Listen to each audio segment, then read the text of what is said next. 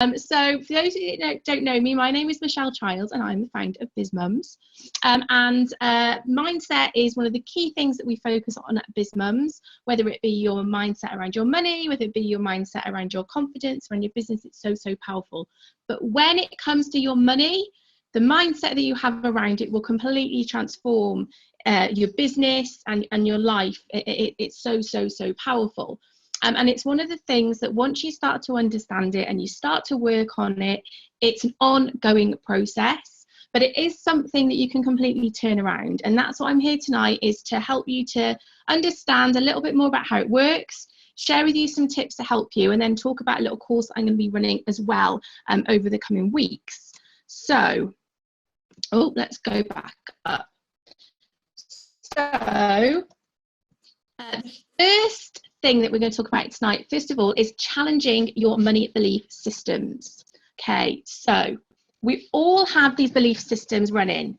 These come from since the day that we were born. So when you were born without any beliefs about the world around you. And then as you grow up, you just inherit all these beliefs from your parents, from the world around you, the media, teachers at school, your friends. Then you get into the adult world and at work, and especially where you live, you can just become really, really conditioned.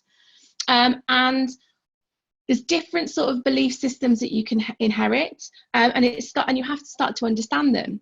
So what do you believe about getting rich? Do you believe that it only happens to others? Do you believe that it's immoral? You don't believe that the universe can supply enough for everybody, or that it is that you can't wait to be rich? Once you can start to understand what you truly believe about money, then that's when you can start to challenge your belief systems. So first of all, it's starting to think about which of the following describes your internal deserve level.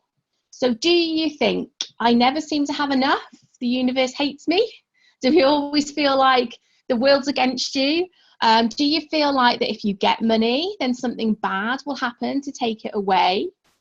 Do you think how it's amazing how you can just get by with enough to meet your basic needs, but then you haven't got a penny left over, so you're just kind of like living just nicely? Do you feel like a fraud? So you don't charge what others charge for the same services? That can be a real big one. Or do you feel like you're ready to step up and make enough money to reach all of your goals and have some left over to help others with? Because that's the power. When you can make enough money, there is more than enough money in the world. But we kind of feel like if we take money, we're going to be taking it off others sometimes, or that there isn't this abundance of money because of the way that we're conditioned, and it's just not true. So just check in with yourself. Do you feel like you deserve to have money, first of all? And then ask yourself, which of these statements feels most true for you? So some of these you might notice. So we've got here, money is the root of all evil. That's a big one. That's a common one. Money is something that other people have. Money isn't important. Helping others is all I really care about. Especially if you're in the therapy kind of market, that can be a really common one. Feeling like you've just got to serve and help others. Money is something I make easily, but I never seem to have enough for my needs.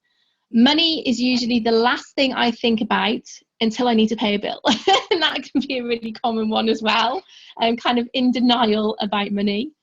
Money is a game to me and not a goal. So that could be around not taking money seriously. Or some really powerful ones. So money is a powerful tool that helps me through life. Now that's a really empowering one, because if you can believe that around money, then that's going to be amazing, because it is. You can't do anything in life without money, but the more you have, the more good that you can do. And the more you can condition yourself to believe that, the better. Money allows me to help people, including myself, which it does, and all the people around you. So often these beliefs are not even yours. They're the beliefs you inherited from your parents, the grandparents, like you said, the world around you as you grow up. And you might, you don't sometimes get a choice around what you believe, especially if you were brought up in a family where there's been conflict around money. That might make you believe that money causes arguments. Or if you had a rich relative who people didn't like because they had lots of money and they're really selfish, and not a very nice person, you can believe that rich people have lots of money. And a lot of the time, these beliefs are so deeply ingrained that we don't even know that they're there, but we're repeating them over and over and over to ourselves. And these types of money beliefs, they're really hard to transform. There's something called cognitive dissonance, which entrepreneurs face. We really face this a lot. And cognitive dissonance is when you hold two opposing thoughts at the same time. So consciously, you believe that to have money, to be successful is what you're going for, and that's going to be great, and you want to achieve that success. But actually, your deep ingrained belief is that if you have lots of money, people won't like you. And your subconscious just wants to keep you safe. And that's the driving force behind it all. So understanding what your beliefs are is key. Trust your own intuition, trust your skills and experience. You are more powerful and more capable of generating the income you want than you think. So you need to start by making a commitment right now, right here, to get rid of all those negative money beliefs and replace those harmful, untrue mantras with new positive ones. And we're going to talk a little bit how you can reframe those and how you can understand what those beliefs are and start to get to work on them. And I know lots of you here have already started and already doing that, but it's just an ongoing process to keep digging away and keep digging away. So, number 2, change your money mindset from rigid to flexible. Okay, so psychologists explain it by saying we have hardwired patterns in our brain, and it takes tremendous effort and a conscious commitment, like we've just spoke about, along with daily repetitions to break that and to create new patterns. So if you think, like, for the last 30-something years, you've had these patterns running in your mind since you were very little, especially if these have been from childhood. These patterns have been just running and running and running and running. That's been driving the show. So it does take commitment. It does take effort to break them, but it's completely possible. It's leaving the easy paths and trailblazing the new ones. So that sometimes can be hard, and your subconscious wants to keep you safe. Your subconscious is happy where you are. It doesn't want you to put yourself into danger and to go off onto these new paths. Sometimes exciting to do and sometimes frightening, or just a nuisance to remember to have to try and to get into that habit. Hold my hands up, I'm very much like this as well sometimes. And with Biz Mums, the way we do things is we have our monthly themes. So we have the mindset month, we have the money month, and during those months, we focus on that, on working on these specific areas. But with your money mindset, it's got to be continual. You've got to be aware of this all the time. You've got to be continually working on it, because otherwise those subconscious beliefs that are so strong will just overpower and come back. So in other words, it's not just changing your money beliefs, it's changing your responses to money matters and decisions. Doing this consciously, noting the results and repeating new reactions, mantras or habits until they become your new normal. So number 3, correct these 5 most common money mistakes. So number 1, once we've worked on the mindset stuff, we've got to look at the more practical stuff as well. So number 1 is not creating a separate bank account for your business. So if you're just starting out, it can be really, it can be, it's easy just to think, oh, I'll just keep the same one for now. But if you have your business set up as a limited company, or any type of corporation, you legally need a separate business bank account. If you are just set up as a sole trader, then that's fine. You don't need to have a business account as such, but you need to keep your money separate, because if you're getting it all jumbled up, that's just going to mix up everything in there. Oh, we've got this thing drawing on the screen again. This is when the ghost appears. So weird, I don't know. How does that happen? I'm not touching the thing, by the way. Freaks me out when this happens. Oh no, okay. I'll carry on anyway. See, it's just doing it on its own. I'm not even touching that. Oh my god. Okay. Number 2, not budgeting or tracking expenses. So Look, I'm not touching anything. It's going by itself. Okay, yeah, so not budgeting or tracking expenses. So you need to know not only how much you need to make every month in order to meet your goals, but how much that you've got to spend as well. So how much can you spend on your marketing? Much can you spend on your advertising? How much can you spend on buying new, if you need to upgrade equipment, or whatever it is to you, if you need to go have a stall or whatever. Set yourself a budget and track the money that you've got coming in, track the money that you've got going out. Focusing on, and I know lots of you here are a big fan of Denise Duffield Thomas, DDT as we call her, the fans. And but one of the things that she does, it's so powerful, is tracking the money that you've got coming into your life. It's such a powerful exercise. But you also need to be budgeting and tracking your expenses as well, or else they can just they can just you can just keep spending and not have a track of what's going on. Only when you know both can you hope to start strategizing your financial goals effectively, efficiently and correctly. So number 3, doing it all yourself. This can be again, when you're just starting out, it's you know, it's easy just to do it all yourself, but talking to an accountant or a business advisor should be a first step, and a bookkeeper is brilliant. We've got some fantastic bookkeepers at BizMums, and it doesn't cost you anything, hardly anything, in so much weight off your shoulders and just one less job that you can do, and you can then focus on something else in the business. Unless you enjoy doing it, then that's fine, you can carry on. But I'd highly recommend when you want to start growing your business, outsourcing, then getting a bookkeeper is definitely one brilliant thing to do. If you can find one that specialises in online business, if you're in an online business, or you know the type of business that you're in, then that's even more helpful. But we've got lots of BizMums that can help with that.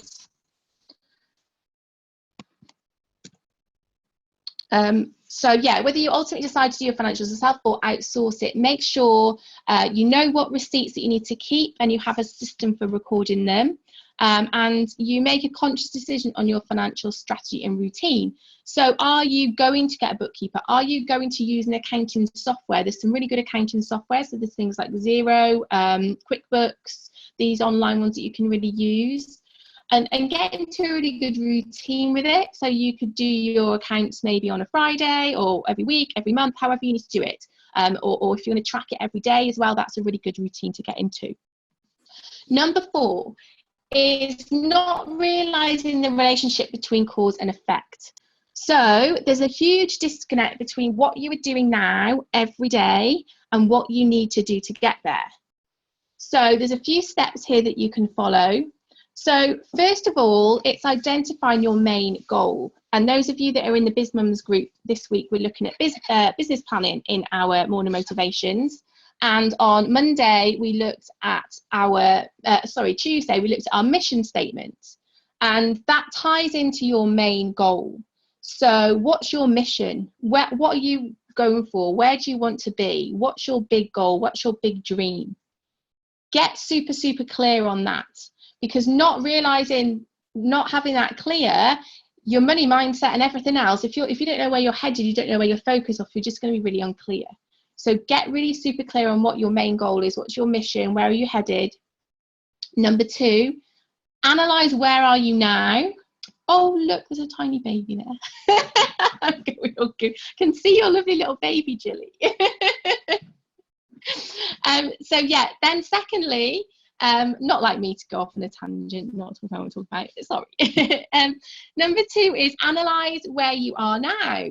So where are you in terms of financials? Where are you in terms of the activities that you need to take in relation to your main goal? So take a step back and do some looking at where you are right now.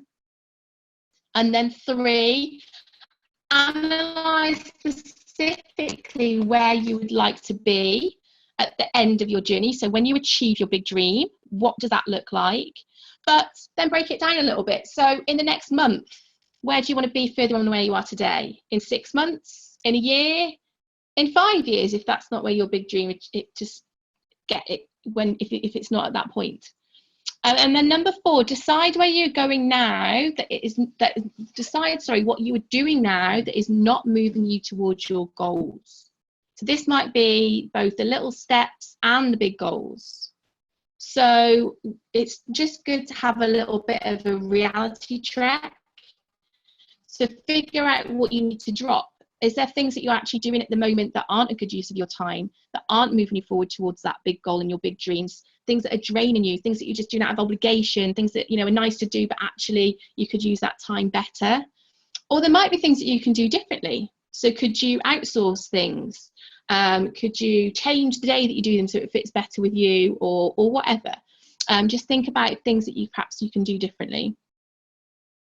And then figure out what one rewarding thing you would like to achieve in your business or your income. So set yourself an income goal by the end of the next 6 months, by the end of next month, end of 6 months, end of the year, and then the end of 5 years.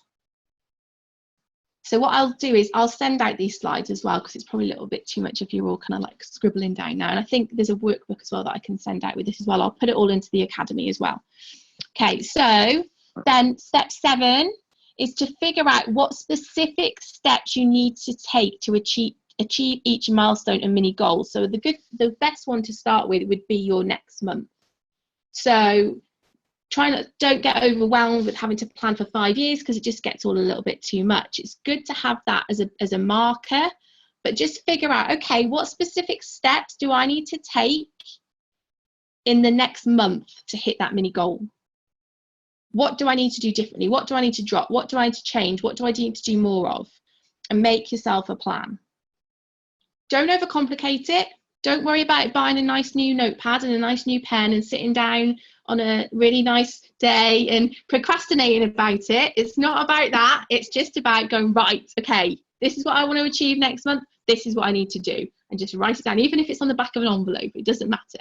Because getting it out of your head and that's your plan, that's so powerful. And make a commitment to start following your plan. So when you've got it, whether it is written on a lovely, you know, nice new page out of a notebook with your posh pen, or just scrawled on the back of an envelope, stick it somewhere where you will see it. Don't put it in a drawer and forget about it, or close the notebook and put it away so the kids don't get it. Make sure you've got it there. So whether it be on your pin board, in your, see, I can see you laughing now because you know. You're like, yeah, I'll do that.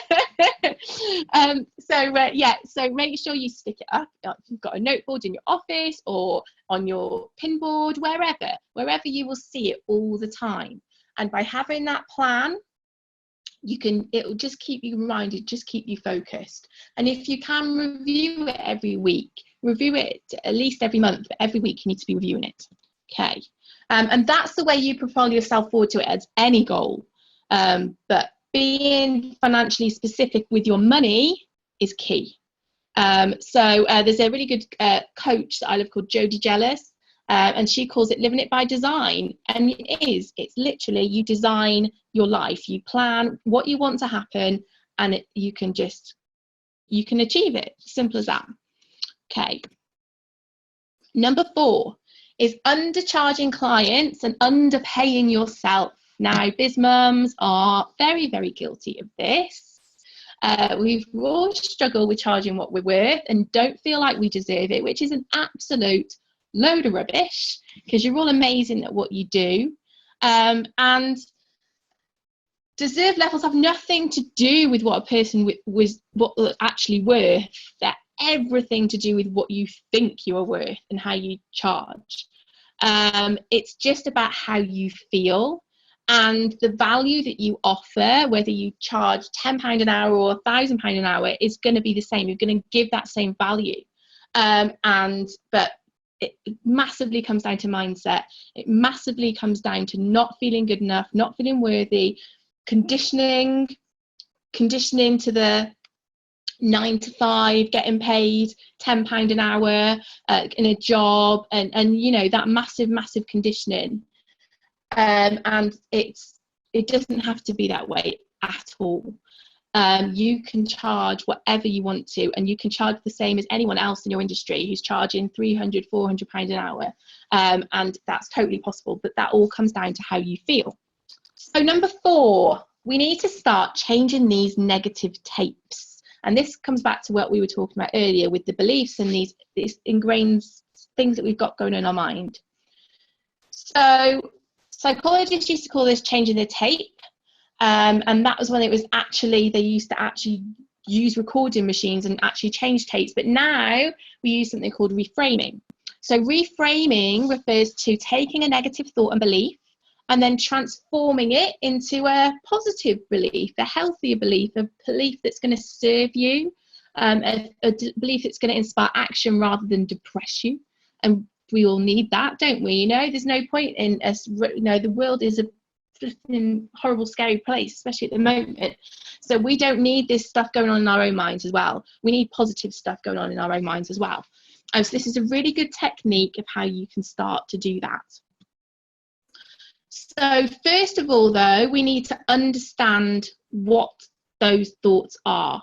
And the best way that I find that you can do that is to just to sit quietly and to ask yourself the question, okay, how do I feel about money? And just sit there and quietly, and your thoughts will come to you, trust me. You'll start to think, okay, yeah, no, I don't feel good enough. And you'll have memories that will come up of, oh, actually, when I was at school, I was bullied because of money, because my parents had money, or I was bullied because my parents didn't have money. I was bullied because I didn't have the best trainers, or whatever's gone on. I feel guilty about money because my family don't have much, or whatever it is, whatever's going on for you. And then what we need to do is we need to take out the emotion of it and just to reason with it, really. So like on here, like an old tape might be, so I'm new, I can't charge big bucks yet, but the reality of it is you're capable of providing just the same as what anyone else needs, and it's just that people don't know you. So the reframe thought is, I deserve to charge my services, I deserve to charge what my services are worth as much as any other expert in my field, because you completely do. Other ones, let me just give another couple examples of that is, so like it could be that you feel like if I have lots of money, people won't like me. But the reality of it is, well, actually, why wouldn't they? Of course, I'm not going to change the person if I have lots of money. I'm going to be able to help more people. I'm going to be able to do more good in the world if I have more money. So the reframe thought will be, I enjoy, money comes easily to me and helps me to achieve all my dreams or ambitions or whatever feels good for you. It's got to feel, it's got to be your words. It's got to be what you are comfortable saying. So have a little think about that. So write down all your negative, all the stuff that's there, all that crap that's there, and then actually just rationalize it and think, well, actually, no, that's not true, that's not true, that's not true, because that's it. All these beliefs are just things that you have taught yourself that are true, and they're not at all. So transform the old negative thought into a reality-based statement. Without that specific step, your new frame thought is likely to be over-optimistic or a little bit off kilter. So that's why it's important that you just give yourself that reality check. It just grounds that new framed affirmation. It gives it some emotional weight that will stick, because you've actually gone through that process of breaking it down and going, yeah, actually, do you know what? Why the hell do I believe that? That's a load of rubbish. And then number 5, step 5 is finding a goal that transforms and inspires you. So what you can do is, as well, if I just go back a step as well, with these reframed thoughts. So what you want to be doing with these is you want to be writing these down and repeating them to yourself over and over and over again. So whether you've got 1, 3, 5, whatever feels comfortable for you. And it might be that you need to work on a couple specifically, and again it's whatever works for you. It might be that you need to use them as affirmations, and you can just say, oh, can we, whoever's just moving on, can we just mute you? Hold on a second, let me just see if I can find who that is. Oh, it's okay, it's gone quiet again then. Yeah, so you can use affirmations. So you just repeat the phrases if that's what you feel comfortable doing. You can write them out. Like my mentor, she used to just write 100 like lines. Just write the statements out, write them right. So it depends on how your mind works, which works best for you. But either is really good. And 5 then is to find a goal that transforms and inspires you. So finding a goal, something that is just gonna drive you, something that makes you get up in the morning, want to do all this stuff, just bouncing out of bed so that you can work towards it. So whatever that might be for you. If you don't have this drive, then you're not inspired. When I've made the biggest leaps in my business, it's been when I've been like, when I didn't want to have to go back to work, and when I've been, wanting to get a holiday and things like that. When you've got these really big goals, and you have to understand as well, some people work towards goals and away from pain, and towards pleasure and away from pain. Some people are the other way around. I'm definitely an away from pain towards pleasure type of person, but it might be that you're the way around. And so you need to understand which way. So do you need to reward yourself, or do you need to give yourself something like, no, that's not going to happen. I'm going to quit my job, or whatever it is that it's going to be for you. And when you have these new goals, all of this other mindset stuff will just really push you to do it and to do the steps that you need to do. Momentum is what makes every money mindset and business habit easier and easier to practice.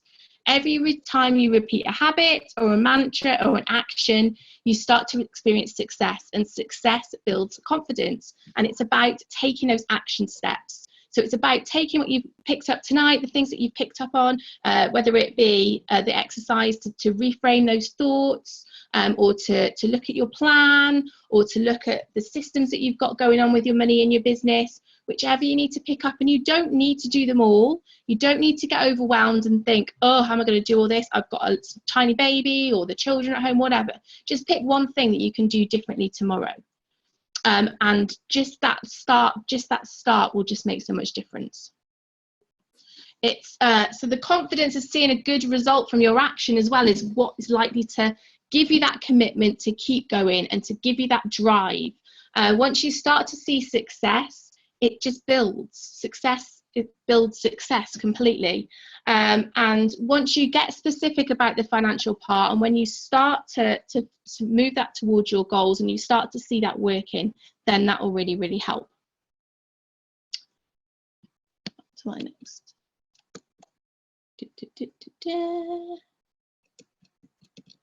Hold on a second. I've got to go back to the next one.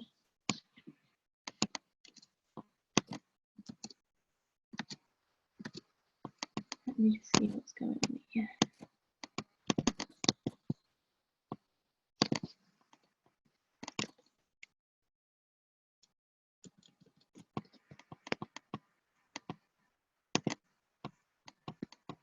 There we go, that's why. Right, give me 2 seconds. I just need to go back onto the next one before we finish. If anyone's got any questions though, or anything that they want to share, any tips that they've got that's come up for them, just pop them in the comments, and I'll come and answer them in a second.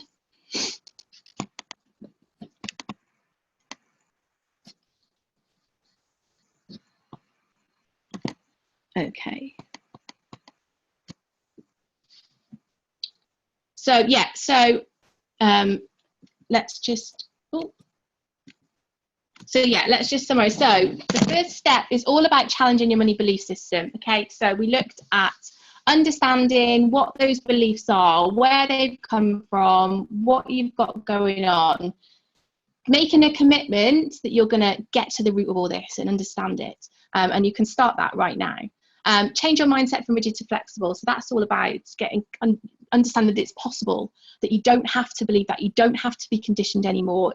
It is possible to charge what you want to charge. There's enough money there. It's completely possible.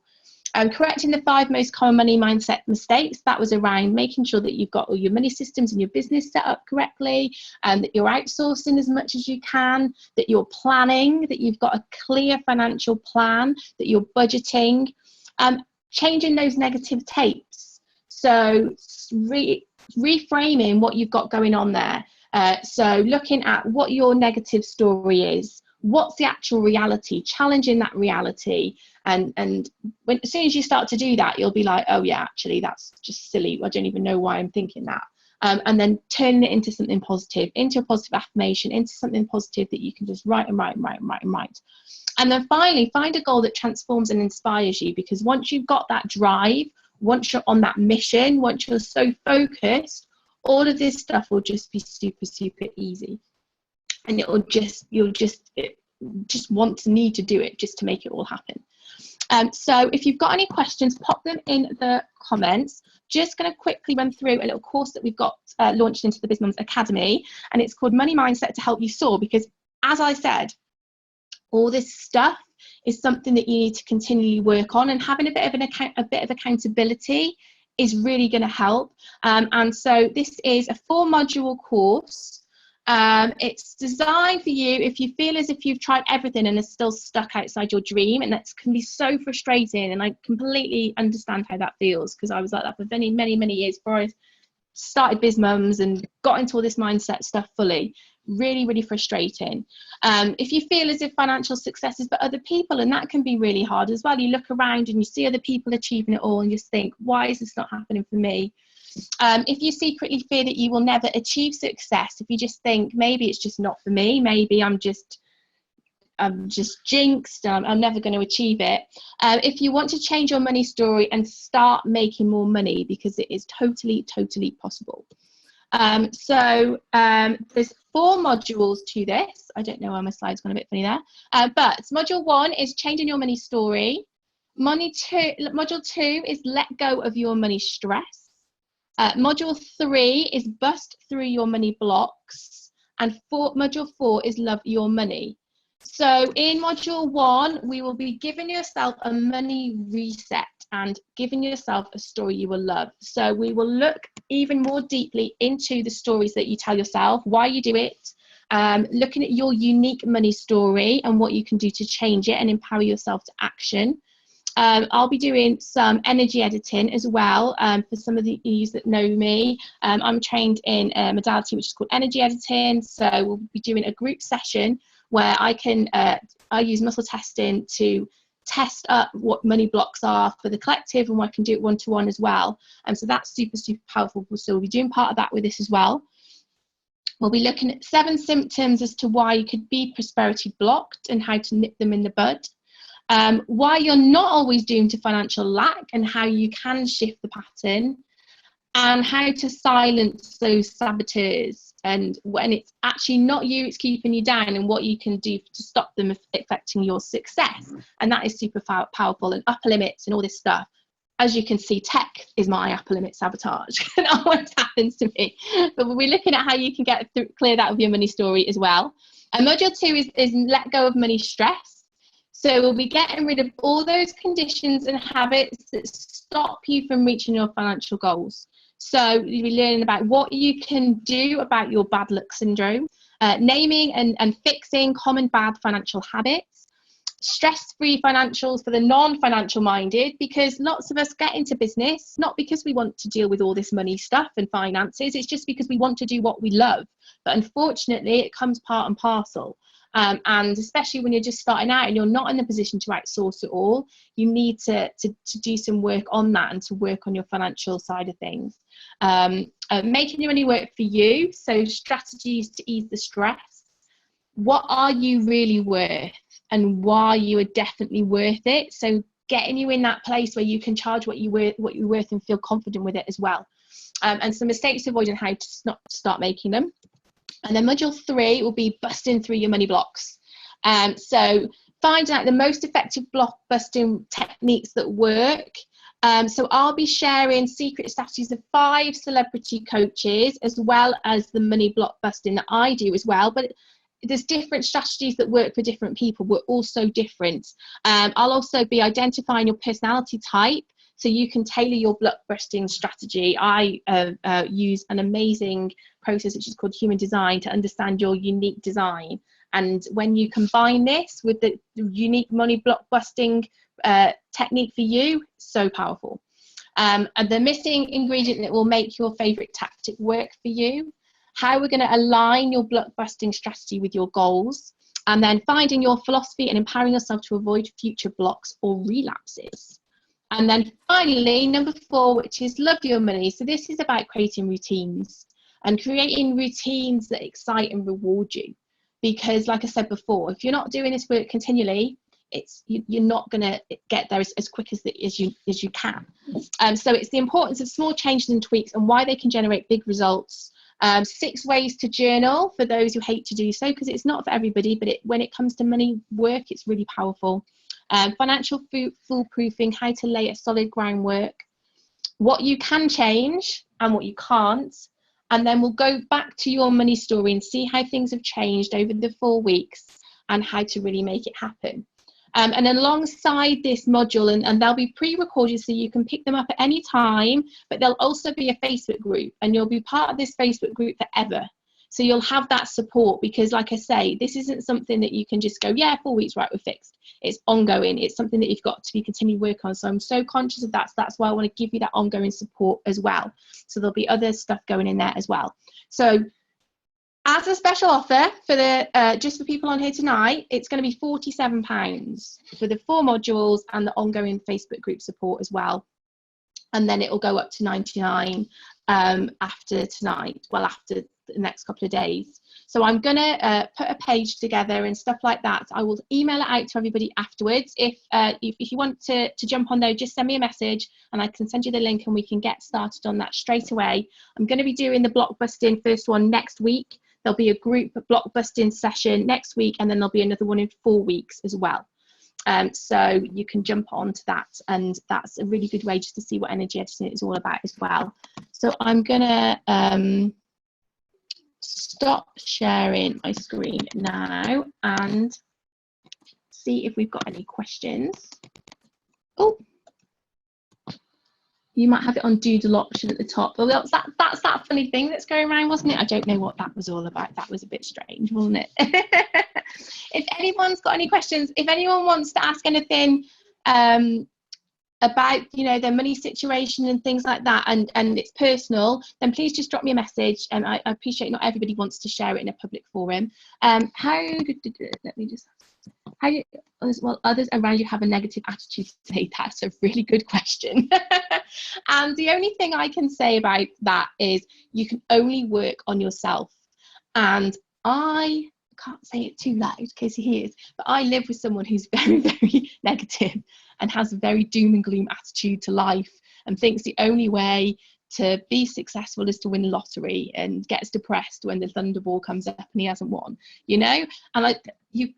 And as much as I try to, especially in the early days, try to like say to him, oh, and teach him this stuff, not interested. He thinks I'm a loon. So the only thing that you can do is to just do it yourself and show the results, and be, you know, like anything in the world, like I don't watch the news, because all I believe is all you can do is have a positive impact by the way that you behave and the actions that you take and how you talk about things and how you are with your money and with your family, particularly in your kids.